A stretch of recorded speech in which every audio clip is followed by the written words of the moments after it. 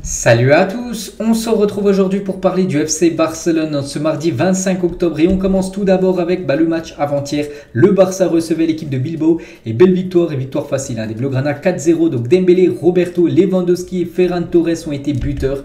Donc un match quasiment à sens unique. L'équipe de Bilbao a eu beaucoup de mal à déployer son jeu, seulement 5 tirs pour l'équipe de Bilbao et seulement 3 tirs cadrés, alors que le Barça, les gars, c'est 7 tirs cadrés, 4 buts. Ils ont été très efficaces cette équipe du FC Barcelone, et grâce à cette victoire, le Barça revient un peu sur le Real Madrid. Il y a toujours 3 points d'écart sur le leader madrilène et le dauphin, l'équipe du Barça, actuellement 28 points après 11 matchs. Et avec ces 28 points en 11 matchs sur les 5 dernières saisons, c'est le plus haut total de points pris par cette équipe du Barça après 11 matchs de Liga. Donc cette saison, c'est 28 points. La saison dernière, sous l'ère Koeman, après les 11 matchs, c'était seulement 16 points pris, 12 de moins que cette saison. Il y a eu aussi 20 points, 23, 24. Donc pour vous dire que c'est une bonne saison. En ce début de saison, avec le nombre de points pris en ce début de saison en Liga, malgré que la Ligue des Champions, on sait que c'est un peu plus compliqué en Coupe d'Europe. Xavi l'a dit, nous savions qu'ils allaient nous mettre beaucoup de pression. Nous avons mis un autre milieu de terrain pour contrer cela. Dembélé était très bon. Il nous a mis dans une position dominante en première mi-temps, ce qui est très bien. Il a également dit, Xavi, donc le niveau de la Ligue a-t-il baissé? Non, je pense qu'il a même augmenté de la Liga. Je pense que c'est une ligue très compétitive, ce championnat espagnol. Il dit Baldé joue avec une grande confiance. Aujourd'hui, il a été spectaculaire. Il a une concurrence féroce sur ce poste de défenseur gauche. On sait qu'il y a aussi Alba, il y a aussi Marcos Alonso qui peut jouer à ce poste de défenseur gauche. Je veux penser que nous avons un joueur pour les années présentes et futures. Il a un potentiel énorme, Alejandro Baldé, qu'on va parler dans quelques minutes. Gavi va bien en principe, ça sera bien pour mercredi contre le Bayern. Il devrait être dans le groupe. Gavi, concernant Roberto, sera absent plus longtemps. On en parlera tout à l'heure de Roberto. Xavi l'a dit à Madrid, nous n'avons pas joué un bon match, ils étaient meilleurs et plus matures, il n'y a rien à blâmer. Ce sont les footballeurs qui gagnent les matchs plus que l'entraîneur. Je suis là pour les aider, pour mieux jouer et reprendre notre idée tout simplement. Il a également dit, Dembélé a toujours joué comme ça. Espérons bien sûr, ce que nous voulons, c'est qu'il soit toujours comme ça ou son approche. C'est pourquoi je voulais qu'il reste et c'est pourquoi je lui donne tellement de confiance à Ousmane Dembélé, qu'on va parler, qui a fait un match monstrueux avant-hier contre l'équipe de Bilbao. C'était Lewandowski, les gars, il a dit, on va rester sur Xavi, pas qu'on parle là seul de Lewandowski. Donc Xavi l'a dit, nous savions qu'il sauterait à la pression avec Nico Williams et de Marcos. J'ai compris qu'avec Pedri au milieu, nous avions un homme de plus. Nous l'avons très bien compris, nous aurions dû jouer plus à l'intérieur et Dembélé a fait la différence pour nous. Donc il a dit, Gavi va bien pour Sergio Roberto, c'est plus sérieux. Lewandowski aussi fait une petite déclaration, c'était un grand match et nous devons continuer à le faire. La saison est très longue et nous voulons rendre aux fans l'amour qu'ils méritent. Et il y a aussi Pablo Torre, les gars, il a dit, jouer au Camp Nou est une sensation très spéciale, je suis très heureux. Les vétérans sont très proches de moi et aident à apprendre, nous apprendre et nous donner le meilleur de nous-mêmes. Voilà quelques déclarations bien sûr de cette rencontre. Et le Barça n'a encaissé quand même aucun but au Spotify Camp Nou en Liga cette saison. C'est incroyable, c'est déjà 6 matchs et aucun but concédé à domicile dans le championnat. Donc c'est quand même une énorme défense comme cette équipe du Barça au Camp Nou. Et on peut voir le 11 qui a commencé titulaire cette rencontre. Voilà le 11 de départ, les gars, avec quasiment 4 milieux, parce que Gavi a commencé en tant qu'ailier gauche, mais bon, il était quasiment milieu de terrain, ce qui faisait 4 milieux, et ce qui a complètement gêné cette équipe de Bilbao pour déployer son jeu. Et un joueur a été monstrueux, les gars, c'est l'ailier droit, c'est Ousmane Dembélé. Festival Dembélé, c'était hier au lendemain de la victoire. Donc là, une Journal Sport hier et la une Journal Sport aujourd'hui, ça revient encore sur Dembélé.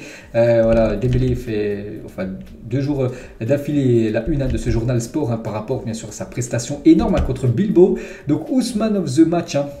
Donc un but et 3 passes décisives pour Ousmane Dembélé. Donc bien évidemment c'est lui qui a reçu le prix d'homme de la partie. Il le mérite totalement. Le joueur français, et en plus les gars, il a marqué un but et un but de la tête. C'est pas un but du pied gauche ou du pied droit. Il marque souvent, c'est de la tête. Il est parti en plus la chercher très haut. Puis vraiment il a très bien fini. Vraiment ça rebondit juste avant la ligne. Puis ça a été juste à côté du poteau. Le gardien n'a rien pu faire. Un très beau but. Vraiment un but à la Luc de Jong à l'époque qui marquait beaucoup de la tête. Donc voilà une nouvelle face facette qu'on peut découvrir d'Ousmane Dembélé. Et avec ce but et ses 3 passes D, parce qu'aussi voilà, il a délivré 3 cadeaux à ses copains. Donc il a fait une énorme prestation bien sûr Ousmane Dembélé. Et du coup avec ces nouvelles passes décisives, ces 3, il en avait déjà 2 avant ce match, ce qui fait maintenant 5 passes décisives en Liga. Et c'est tout simplement le meilleur passeur pour l'instant du championnat espagnol. Et Léo Messi, le seul joueur du top 5 européen à avoir délivré plus de passes D qu'Ousmane Dembélé en 2022. Donc depuis janvier, c'était déjà sa 16e passe décisive pour Ousmane Dembélé. Il y a seul Léo Messi du côté de Paris qui en a délivré plus que le joueur Blaugrana. Dembélé, les gars, on peut voir sinon toutes ses autres stats lors de cette rencontre où il a joué 77 minutes de jeu. Il n'a pas joué le match entier. De toute façon, il avait fait une masterclass. Donc un but, 3 passes D, 3 tirs cadrés, 4 chances créées. Donc voilà, un match très complet. 2 dribbles réussis. Donc voilà, une énorme prestation bien sûr pour Ousmane Dembélé quand il joue comme ça, les gars. Vraiment, il est inarrêtable. Et Xavi l'a dit, Dembélé a fait un match complet avec un but et des passes décisives. Il a fait bien sûr la différence. Voilà, une petite photo pour finir d'Ousmane Dembélé. Et sur son but, les gars, le premier qui marque de la tête, c'est un but historique pour le Barça parce que c'est le 4 millième but inscrit à domicile du Barça en Liga. Et c'est Ousmane Dembélé qui a marqué ce but historique. On va parler de Robert Lewandowski, lui également, il a marqué un but. Donc 11 matchs et 12 buts en Liga. Il est bien évidemment actuellement le meilleur buteur du championnat de Liga. Au Barça, quand même le meilleur buteur et le meilleur passeur du championnat. Donc c'est Lewandowski le meilleur buteur, 12 buts pour Robert Lewandowski après 11 matchs de Liga. Et toute compétition confondue, si on rajoute la Ligue des Champions, ce qui lui fait 15 matchs, 17 buts et 4 passes D pour Robert Lewandowski. Lewandowski n'a eu besoin que de 2 mois pour devenir le meilleur buteur de l'ère Xavi avec 17 buts, dépassant déjà Aubameyang de 5 buts. C'était Aubameyang avant le meilleur buteur du Barça sous l'ère Xavi, depuis que Xavi a pris l'équipe. Et maintenant Lewandowski a déjà 5 buts de plus qu'Aubameyang, alors qu'il est là que depuis 2 mois. Robert Lewandowski. Et toujours avec lui, c'était un match incroyable et nous devons continuer. La saison est très longue et nous voulons montrer aux fans bien sûr ce qu'il mérite. Donc voilà, petite déclaration de Robert Lewandowski. Baldé, les gars, j'ai dit tout à l'heure où j'avais été très content de la prestation de Baldé contre Bilbao. Bon, je ne vais pas tout citer parce qu'il y en a un peu beaucoup, mais il a joué le match entier. 77 ballons touchés, 53 passes réussies sur 59 tentées, 2 passes clés. Voilà, un match très complet de la part d'Alejandro Baldé. Regardez, il était défenseur gauche, donc on l'a beaucoup vu sur son couloir gauche. Regardez, il a beaucoup apporté offensivement avec même des petites tâches dans la surface adverse. Voilà, quand il était en mode quasiment ailier. Alejandro Baldé, donc voilà une grosse prestation bien sûr pour le jeune catalan. Et Baldé, les gars, a joué un match magnifique et n'a laissé aucune action à Nico Williams sur l'aile, enfin le joueur de l'équipe de Bilbao qu'on n'a pratiquement pas vu, Nico Williams, lors de cette rencontre parce que Baldé l'a complètement éteint. Frenkie de Jong, lui aussi, il a délivré une belle prestation en sentinelle donc contre Bilbao, donc 90 minutes jouées, 69 ballons touchés, 93% de passes réussies, une passe clé, donc 5 transversales réussies sur 5 tentés. Donc là, lui aussi, un gros match. Tout le monde, de toute façon, a fait son match contre Bilbao. Et victoire, du coup, d'avant-hier. Voilà ce qu'il a pu mettre sur ses réseaux sociaux. On va parler du gardien, les gars. Donc, Ter Stegen. Donc, n'a encaissé, je dis, aucun but lors de ses 6 matchs en Liga au Camp Nou. Et Ter Stegen est le premier gardien de but de l'histoire de la Liga à réaliser 9 clean sheets lors de ses 11 premiers matchs. Il avait encaissé un but contre la Real Sociedad et 3 buts contre l'équipe du Real Madrid. Sinon, tous les autres matchs, aucun but encaissé. C'est jamais arrivé dans l'histoire de la Liga qu'un gardien ait autant de clean sheet après seulement 11 journées de Liga. Sergio Busquets, il a dit: nous avons commencé le match en force et notre principal objectif est de continuer à gagner des matchs dans le bon sens. Voilà ce qu'a pu dire Busquets. On va parler de Gavi, les gars. Donc Gavi est sorti sur blessure, donc il n'est pas blessé. Il n'aurait reçu qu'un violent coup à l'aine. Donc bon, il était bien sûr dépité. Il a essayé de rejouer, mais bon, après c'est coulé sur le terrain et c'est assis. Il ne pouvait plus tout simplement Gavi, en espérant qu'il soit disponible pour le match demain contre l'équipe du Bayern. On peut voir Roberto qui lui a envoyé du soutien. Et concernant Gavi, il a été remplacé par Franck Kessié qui a pu enfin un peu jouer, parce qu'on sait qu'il avait beaucoup ce statut d'homme du banc, on va dire, Franck Kessié. Donc il a dit par rapport à cette victoire 4-0, donc Dembélé est en grande forme, on espère qu'il nous fera gagner le plus de matchs possible, on va tout donner contre le Bayern, venez nombreux au Spotify Camp Nou. Voilà la demande tout simplement de Franck Kessié aux supporters du FC Barcelone de venir demain. Pourquoi pas ce stade soit à guichet fermé pour essayer de battre l'équipe du Bayern Munich, pour avoir l'espoir bien sûr d'aller plus loin en Ligue des Champions. On va parler d'un autre joueur qui s'est blessé. On sait qu'il y a Gavi qui s'est blessé. Il y a aussi Sergi Roberto qui a été bon, il a été buteur en plus. Roberto, il est sorti sur civière en se tenant l'épaule à la 86e minute de jeu, et du coup on connaît le communiqué médical et ce qu'il a en gros. Donc il souffre d'une luxation de l'épaule gauche. La durée de son absence dépendra de son évolution. Donc déjà on peut voir qu'il a été qu'il a été strappé en gros, voilà. Comment dire, Sergi Roberto est du coup de retour après la Coupe du Monde, donc là quasiment deux mois, voilà, minimum hein, d'indisponibilité pour Sergi Roberto, de bon rétablissement à lui. Et c'est vrai que le Barça n'a pas eu de chance hein, quand même avec les défenseurs droits cette saison à Barcelone, a eu vraiment beaucoup de malchance avec les blessures à l'arrière droit cette année, hein. Donc Roberto, Bellerin, Koundé, Araujo, tous étaient blessés, y compris tous en même temps à un moment donné, hein. Donc voilà, c'est vrai que ça a été compliqué sur ce poste de défenseur droit, c'est pour ça que le Barça cherche un défenseur droit parce qu'il y a beaucoup de blessés, puis voilà, ça pose bien sûr un gros problème. Premier match de la Liga pour Pablo Torre, hein, donc il a dit je suis content d'avoir joué mon premier match de Liga et pour la victoire j'en veux encore plus, hein, il veut jouer encore plus bien sûr. Pablo Torre qui n'avait jamais joué avec l'équipe Blaugrana en Liga, chose faite maintenant pour le jeune Pablo Torre. Ferran Torres qui a été buteur, hein, celui qui a pris le dernier but, hein, Bonani, donc en gros bonne nuit, hein, voilà ce qu'il a pu mettre à la fin du match, hein, qu'il était très très content bien sûr Ferran Torres. Le Barça aurait encore pu bénéficier d'un penalty, les gars, les arbitres de Liga pas au niveau, un joueur de Bilbao touche le ballon de la main dans la surface de réparation et l'arbitre n'a rien dit. Bon là c'est pas non plus très grave hein, vu que le Barça bien sûr dominé, il y avait déjà 3 ou 4-0, mais bon par exemple un match où il y a 0-0, une action comme ça, bien sûr le Barça criera de nouveau au scandale. On va parler de Rafinha, les gars, premier match de Liga cette saison où Rafinha n'a pas joué, hein, c'est qu'on l'a pas vu rentrer en cours de jeu. Donc voilà une petite info concernant Rafinha, on sait qu'il a beaucoup déçu lors des derniers matchs, hein, c'est pour ça que Xavi a voulu le mettre sur le banc, voilà, qu'il se remette en question, qu'il retrouve son niveau hein, qu'il avait à l'époque du côté par exemple de Leeds United. Et il y avait pas mal de supporters hein, du côté du Spotify Camp Nou, plus de 84 817 supporters étaient présents dimanche soir pour cette rencontre, en espérant demain aussi une grosse affluence hein, pour ce match de Champions League. Et Valverde, les gars, le coach hein, de cette équipe de Bilbao, il a dit le 11 de départ du Barça m'a surpris, ils étaient supérieurs à nous. Il a également dit Dembélé a été incroyable, ils nous ont fait souffrir de la droite, de la gauche, de partout, hein. Il sait que voilà, son équipe a énormément subi et souffert hein, contre l'équipe Blaugrana. Il a dit Barcelone est une grande équipe, ils se disputeront toujours des titres, hein. Ils finiront par concourir pour la Liga avec le Real Madrid, c'est évident. Donc voilà ce que dit Valverde, l'ancien coach du Barça, sur son équipe de Bilbao contre le FC Barcelone ce week-end. Et Valverde, hein, ça faisait longtemps qu'il n'avait pas encaissé et perdu 4-0, donc n'avait plus perdu un match sur le score de 4-0 depuis la fameuse remontada de Liverpool à Anfield en 2019. Hein, c'était lui le coach hein, de cette équipe du FC Barcelone. Et Valverde et Xavi, hein, donc un entraîneur et un ex-entraîneur hein, de cette équipe Blaugrana. Donc ce match contre Bilbao, là on a fait le tour, hein, j'ai tout parlé. Donc maintenant on parle du prochain match hein, qui est dès demain les gars, c'est un match de Ligue des Champions contre le Bayern Munich. Donc victoire obligatoire si le Barça va avoir encore l'espoir de se qualifier, malgré que le Barça sait que tout dépend de l'autre match hein, qui se jouera 2 heures plus tôt à 18h45 avec l'Inter qui reçoit Pilsen. Si l'Inter s'impose contre Pilsen, ça sera fini hein, pour les Blaugrana. Pour la Ligue des Champions, imaginez il y a un match nul, donc voilà, le Barça devra absolument s'imposer hein, le soir. Donc voilà.